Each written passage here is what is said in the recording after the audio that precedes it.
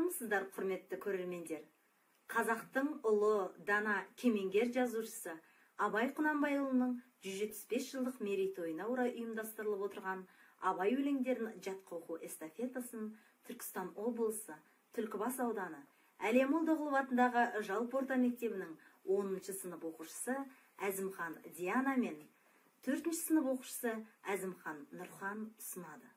Экранға назар аударыңыздар. Абай Құнанбайұлы әуелде бір суық мұз ақыл зерек.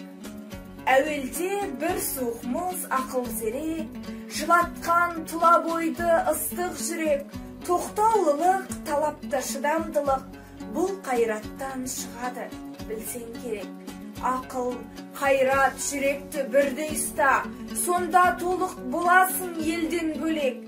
Жеке-жеке біреуі жарытпайды, жолда жоқ, жарместі жақсы демек. Ақылда, ашуда жоқ, күлкіде жоқ, тулап, қайнап, бір жүрек қылады әлек.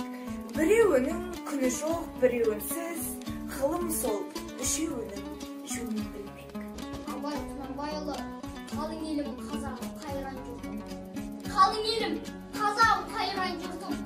Ұстарасыз аузыңа түсті мұртым. Жақсы менен жаманды айырмадың.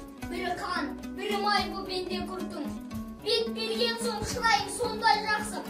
Қайдан ғана бұзылды сат жасыртым. Оқпайсың өз сөзіңнен басқа сөзді. Ауызымен орақ ұрған өңге қыртың. Өзімдікі дей алмай өз малыңды. Күндіз күлкім бұзылды түнде ұйқым. Көрсе қызарым келелі байлау жоқ. Bir gün turtun ededi, bir gün bortun.